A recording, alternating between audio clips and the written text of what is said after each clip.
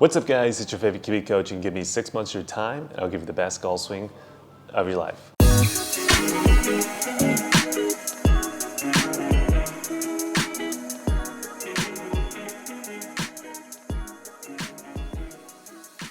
So welcome back to the channel. In this particular video, we have another climb before and after video for you today. This one is going to be maybe by far one of our best before and afters that you have ever seen. So if you're looking forward to see some crazy before and afters, well, stay tuned and watch this whole video because there's a lot to learn. Let's go ahead and jump in. But before we get into the video, I want to give a quick shout out to our sponsor, and that is Kiwi Golf Japan.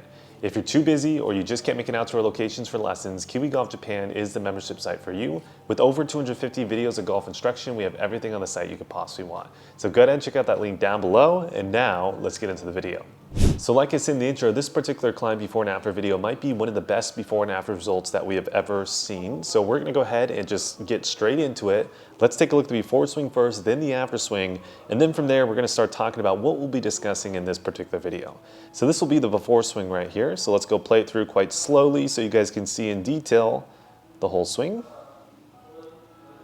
All right, this is gonna be the after over here. We'll play it also quite slowly so you can see everything that's going on in the golf swing. All right, so as you can see, there's some massive differences between these two golf swings. So I want to break down every single position that we changed. But one of the first things I do want to start talking about is kind of this concept of early rotation, because I do find this that with almost all of our golfers, they do struggle with a little bit of this. Now, early rotation might not be something that we actually first target with you. It might not be one of the first things we go over. But like I said, a lot of you guys do need to start worrying about it. So I want to go over really quickly the basic checkpoints that you should be looking for, because again, you guys, if you do this, you're going to struggle a lot with what this player was struggling with in the before swing, which if you haven't already guessed it, it's that hand path out towards the golf ball, steep club shaft. So let's go to position 5 and break down early rotation.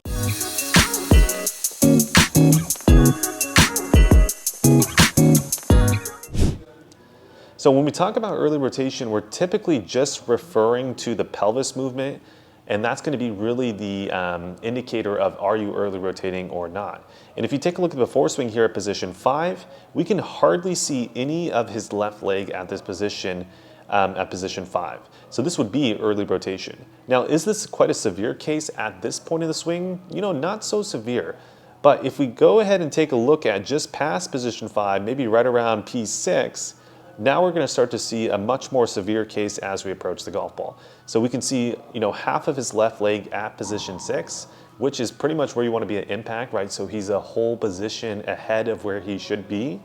And then ultimately what this is going to make him do with the hands and the arms and the club shaft is pitch everything out towards the golf ball a crazy amount as he approaches the ball, right? So early rotation would be a big thing that we would want to fix in this player's golf swing. Now, just like I said earlier, that might not be the first place we start, and that actually wasn't the first place we started for this player. We wanted to work on actually top of swing first, and that was exactly what you're going to see right now. So as we get up to the top of the swing, there's a few things that we wanted to change first. So the first thing was we wanted to see the club shaft on the forearm.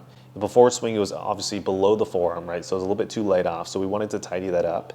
And then also, it's a little bit difficult to tell from the down the line view, but the positioning of this trail elbow right here was actually kind of starting to get behind the rib cage quite a bit, right? So he's kind of getting his arm to move in this fashion or retracting the elbow behind his body quite a bit.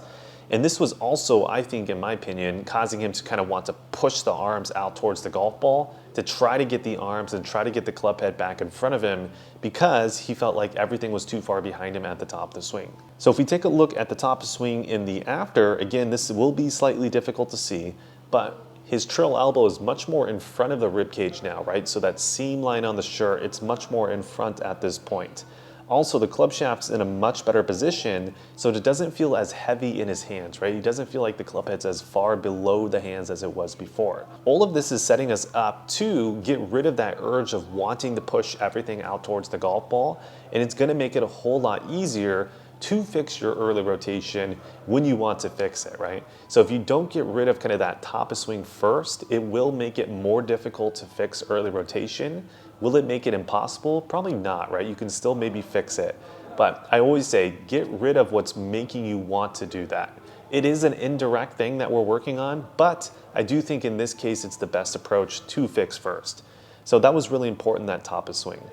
Now from here, as we started to kind of work on the downswing, we found that, once we fix this early rotation, a lot of what we see with this trail elbow splitting, right? A lot of what we see with this club shaft getting quite steep, all of this actually started to fix itself magically, right? With the domino effect once we kind of got rid of early rotation. So go ahead and take a look at the new position 5 here, and we can see that the elbow is much less behind the body at this point, much less behind the seam line. We're also seeing that the club shaft has flattened significantly compared to the one before. So if we take a look at the angle now, he's right around 43 degrees, with anything a little bit too flat than before. And then from here, as we continue to work down, because we're rotating at a much later sequence, take a look at P5.5 compared to the one before. Before, we're seeing this club shaft pretty much going towards the top of the shoulder. Now it's actually going through the top of the forearm, which is our ideal preference. And all of this is made possible by his ability to have a much better sequence of rotation. Now, as he continues to go into the golf ball, he was getting so steep, so we start to see the body start to lift up as the club tries to throw into the ground, right? Trying to shallow out that AOA with the body as the club lowers. That leads to a pretty massive flip as he gets through this section. Handle is incredibly high. If we take a look at the after, because the club shaft's in a much better spot, we're not early rotated. Look how low the hands are through the impact zone. Look how less of a flip this player has through this impact zone because of everything that we did before. So for you guys watching at home, like I said, fixing the top of swing first, if you have a similar issue to this player, might be a great approach, because a lot of you guys are probably going to find yourself getting those arms way too far behind your body. And then once you clear up the top of swing, you're probably still going to have to work on that early rotation and fix all of that up. Which then leads us into the next point of this video. What were the feelings that we had to feel to fix exactly this early rotation motion that we wanted to fix?